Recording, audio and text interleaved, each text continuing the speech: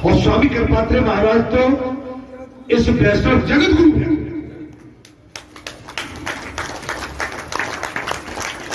उनके जैसे और हम जैसे को मौका इनका नहीं,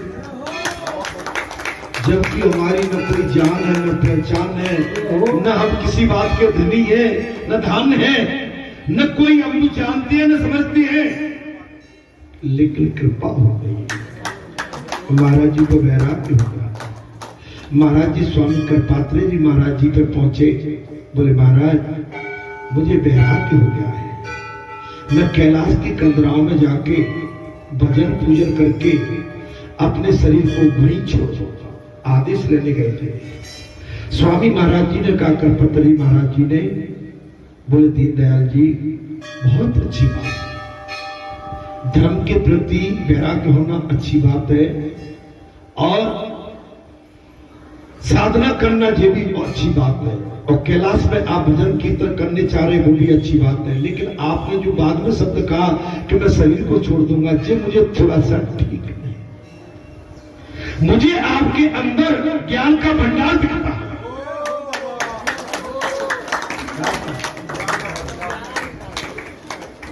बोले दीनदयाल जी आपके अंदर अथाह ज्ञान का भंडार है, आप कैलाश की कंदराओं में जाओगे, भजन पूजन कीर्तन करोगे और अपने शरीर को वहीं त्याग दोगे, केवल अपना निजी कल्याण कर पाओगे। लेकिन आपके अंदर जो ज्ञान का भंडार है, आभूषण है, जो आपके अंदर कथा का भंडार पड़ा हुआ है, इस कथा को जाके जगत में बांटो। अगर जगत में बांट के जगत के 2000, 5000, 10,000, लाख, 50 अगर वो भगवान सनातन से जुड़ गए तो इससे बड़ा पुण्य और कुछ नहीं।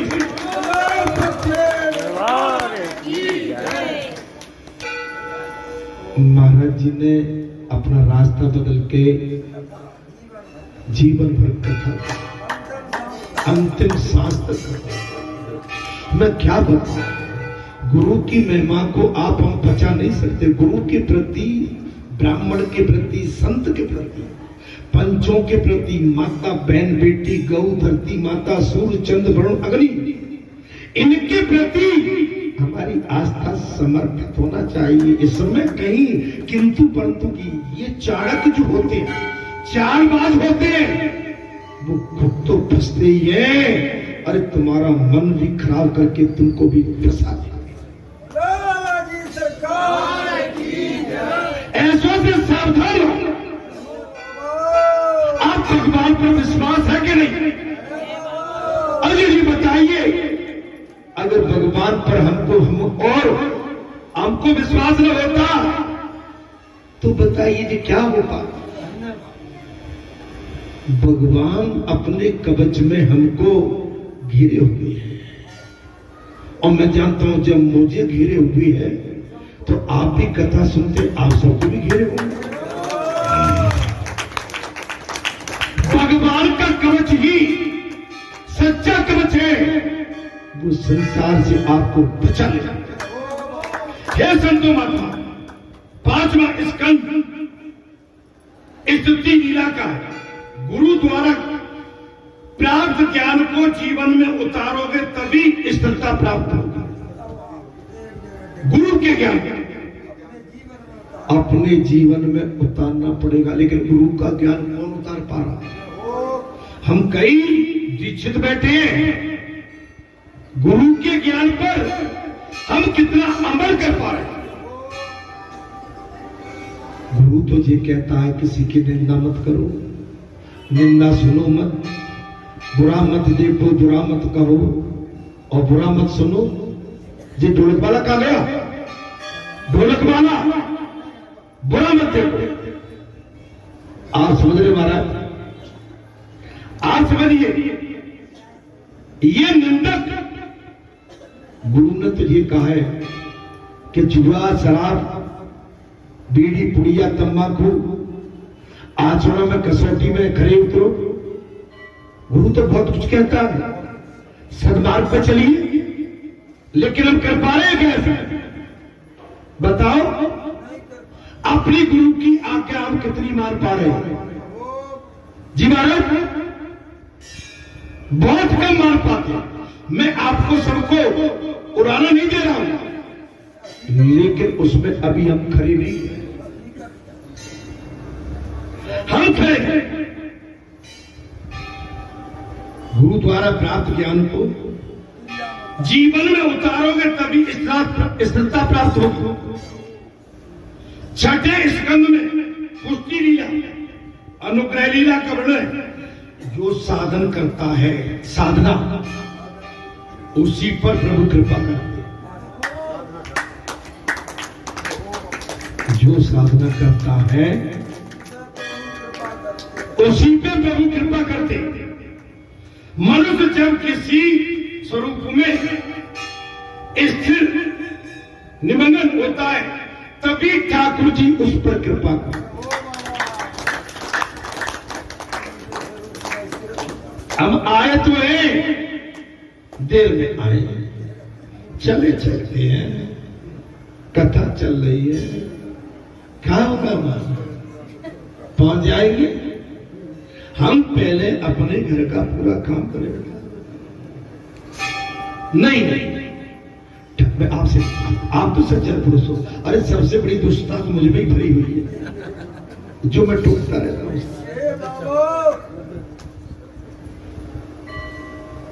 भगवान के लिए हमें सब त्यागना होता है। एक दिन ठाकुर जी को दे, एक दिन भगवान को दे, तो 7 दिन के अंदर आपका कुछ भी नहीं बिगड़ेगा। आप हम कह रहे हैं जब अंतिम यात्रा आएगी तब क्या करोगे?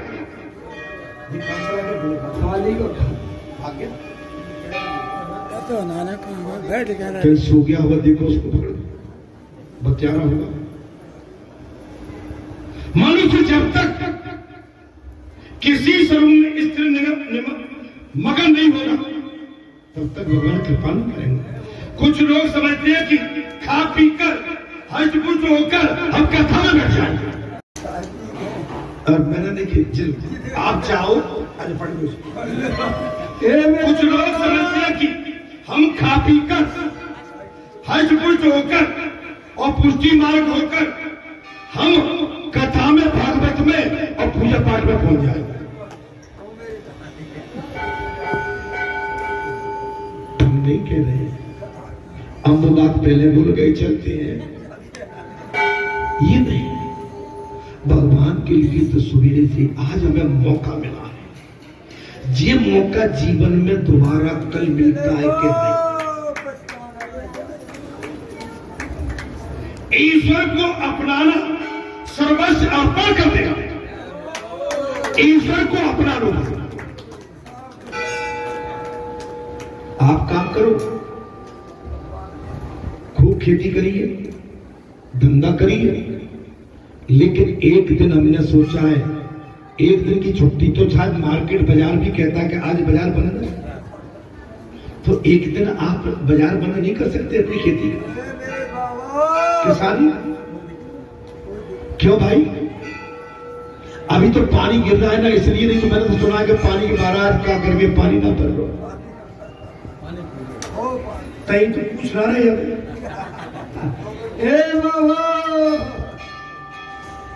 भाई भगवान भी कभी कभी क्या बहुत कुछ अच्छी दया कर देता है। कई कहते कि ले लो भारत, इंद्रियों को भक्ति रस में सरोवर कर दो।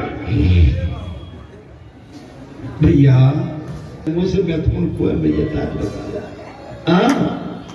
फिर हमारा सबको टूट फूट जाएगा कब? भगवान से महत्वपूर्ण इस समय कोई नहीं, ठीक है? और अगर तो तुम्हें 10 मिनट जहां ढोलक बजानी है और तुझे तो पकड़ के जेबरा से कहां से पास नहीं ला जान नहीं दे। ऐसा करने पर इंद्रियों को पुष्टि मिलती, भगवान को, इंद्रियों को भगवान से लगा दो, आपकी हेल्थ इज वेल्थ, आपका स्वास्थ्य चंगा रहेगा।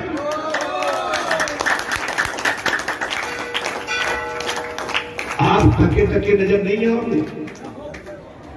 अरे महाराज, आपके अंदर से एक ज्वाला, एक प्रमुख, एक प्रकाश आए, लेकिन भाई इंद्री कहीं लगी है कि कथा कब बंद हो, कब हम जाए वहां कह के आए जी। तो वहां में क्या है कि एक बयान में दो तलवार, अभी चाहे कुछ भी हो जाए, अभी हमारी 1-1.5 घंटा में भी पूरा हमारा काम होगा भी, है ना। और इनसे तो पूछो जो 4 बजे के बैठे हैं, तो इनसे हम केवल 1 घंटे में विचलित हो जाते। महाराज मनुष्य यदि पुष्टि का ठीक से उपयोग करे और वासना के वेग में ये न आए तो वो पुष्ट होने लगे। वासना नहीं, आदमी तकता क्यों है? संसार की वासना, संसार का चक्र, और उसमें परास्त होता है, उसमें चेहरा काला पड़ेगा, मुरझा जाओगे, सूखोगे, ठटरोगे, कैसे लगोगे?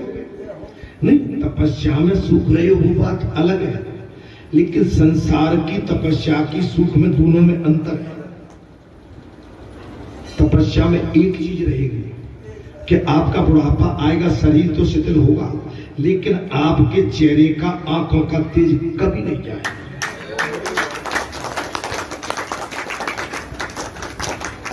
आपकी आंखें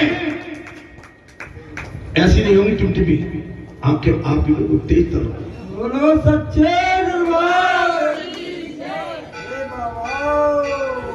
शरीर थकेगा, ये प्रकृति का नियम है, लेकिन 2 चीज नहीं थकेंगी तपस्या में, एक आपकी नेत्र की ऊर्जा और मन की ऊर्जा और चेहरे की ऊर्जा कभी नहीं।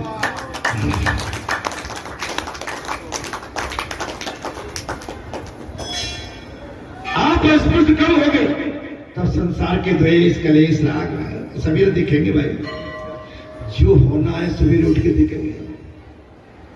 अब रात से चिंता करके बैठ गए तो सवेरे होते होते तो आधे अधूरे हो जाओगे, और फिर दिन भर तुम्हें वहां से दान करनी है। दान करनी है तो भाई का तैयार है क्या? बढ़िया सुहागन आई भाई, खींच नींद, तुम्हारी आंखें अपने आप लाल में फेंके, क्या फेंके? और समाज में बैठे हो तुम, बात तो करना है, कहा भाई, और वहां नींद को झुका रहा हो, कहा भाई? आपकी दृष्टि हमेशा तीव्र गति से है भगवान। और अनुग्रह के बाद भी अगर मनुष्य वासना के अधीन हो जाए तो वो पुष्ट कभी हो नहीं सकता। कथा इतनी कह डाली, इतना समझा दिया, लेकिन वासना मनुष्य पर भी नहीं छोड़ रहा है।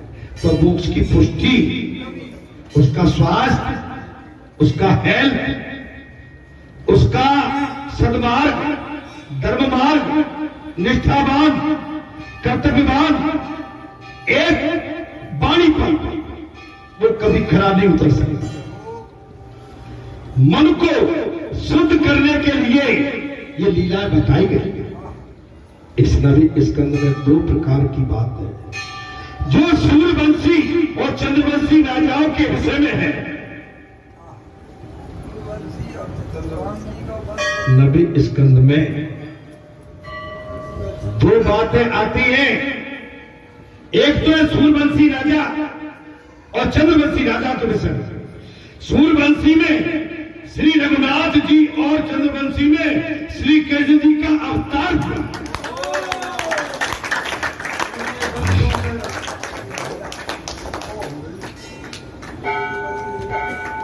सूर्यवंशी में भगवान श्री रघुनाथ का अवतार एवं चंद्रवंशी में भगवान श्री कृष्ण का अवतार हुआ है। सप्तम स्कंद में वासना की कथा की थी। उस वासना का नाश करने के लिए अष्टम स्कंद में 4 उपाय बताए गए थे। संतों के इन 4 उपायों को जीवन में उतारने के लिए वासना का नाश करिए। संत के घर संत के घर भगवान, राजा के घर भगवान राजा और मनु के घर मत्स्य अवतार राजा दशरथ के जहां भगवान अवतार देव की वास्तव के घर महाराज कृष्ण अवतार। आपके घर में भी अवतार होगा कब? तब आप माता भगवान से जुड़ दोगे कब? अदिति की तरह कश्यप ऋषि के शरीर में चतुर्भुज भगवान का स्वरूप देखोगे तब। महाराज अदिति की तरह कश्यप ऋषि की मूर्ति भगवान के स्वरूप की भांति देखोगे तब आपके घर भगवान आ जाएगा। और आपके जहां आपके क्षेत्र में और इस जगह पे माटी पर धरती पर धरा पर पवित्र धरा पर बालाजी का अवतार हो चुका है। बासरा को यदि विवेकपूर्ण प्रभु के मार्ग में मोड़ दिया जाए तो वो उपासना बन जाता है।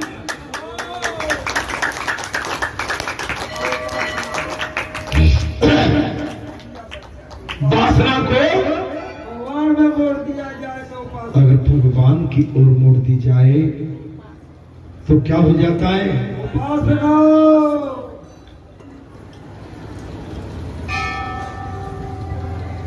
उपासना बन जाती है और मनुष्य को मुक्ति भी दिलाती है उपासना। जैसे आप बैठे इस समय संसार की वासनाओं को छोड़ के आप इस समय उपासना में हैं। यहां से मुक्ति का प्रावधान है। वासना के विनाश के बाद 90 स्कंद में प्रवेश करना है। मन बुद्धि और शुद्धि के लिए ये 9वां स्कंद है। मन बुद्धि शुद्धि के लिए 9वां स्कंद।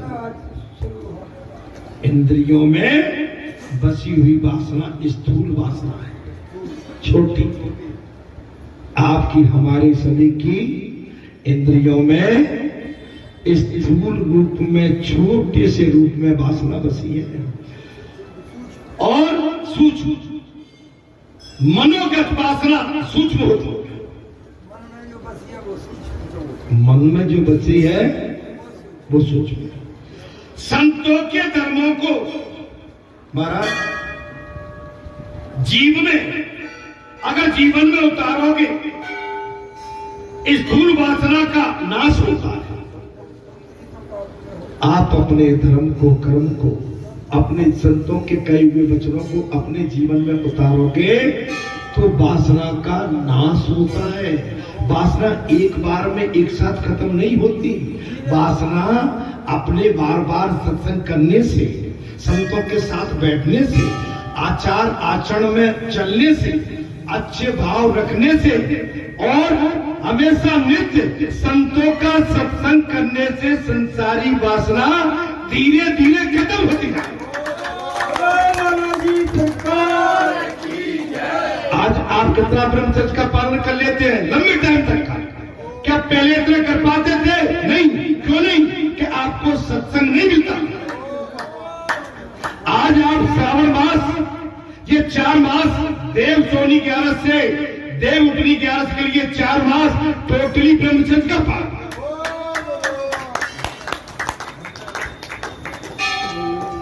तो इसके आगे बढ़ जाए आपका भाग्य।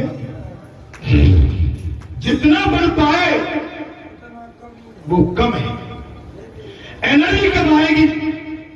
जब आप अपने अंदर वीर को साध के रखोगे तब।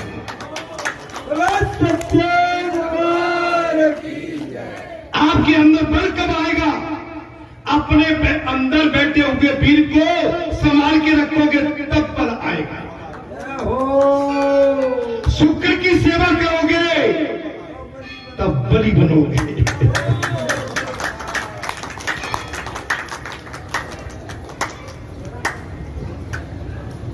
एक जो है कुमार्गी था, माता पिता बहुत समझाते थे बेटा भगवान का भजन किया कर, नहीं मानता था, उदंड हो गया था। माता पिता ने महाराज कमरे में बंद कर दिया। अचानक दो संत आ गए और माता पिता सात्विक थे। आओ भगत, आतिथ्य किया, उनका सत्कार किया, भोजन पानी कराया। लेकिन महाराज बड़े दुखी रहते थे। बोले महाराज सब कुछ सुख है, एक लड़का है वो भी कुमार्गी है। क्या है? वो मानता नहीं है। उसको हमने तमाम समझा लिया कि सत्कर्म करो, अच्छे कर्म करो। घर से निकलता है तो कुमार्ग पर चला जाता है और हमको अच्छा नहीं लगता। कहाँ है तुम्हारा पुत्र? बोले कमरे में बंद करके रखा है। कहाँ रखा है महाराज? कमरे में बंद है। बोले निकालो। आ गया, महाराज जी से कहा, महाराज समझाया, वो सुनने को तैयार नहीं। वो तो इधर उधर की बात देने लगा। महाराज जवान लड़का था और संत तपे हुए संत थे। महाराज कहा कि भाई नारायण नारायण करो। वो तो इधर उधर भागने लगा। संत ने हाथ पकड़ लिया। क्या किया? कराया। उसने पूरी ताकत लगा ली महाराज, लेकिन संत के हाथ से कहो नारायण। वो नहीं कहूंगा नारायण, बोले जब तक तू नारायण नहीं कहेगा मैं तेरे हाथ नहीं छूऊंगा।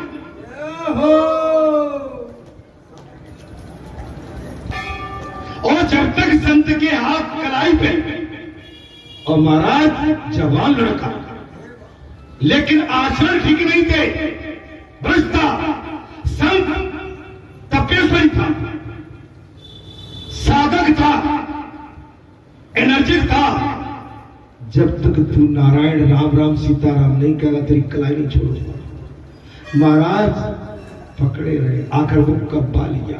और जब तक संत ने उस पर अपना हाथ रखा, संत के जो कल्याणी जो कल्याण के परमाणु थे उसमें प्रवेश कर।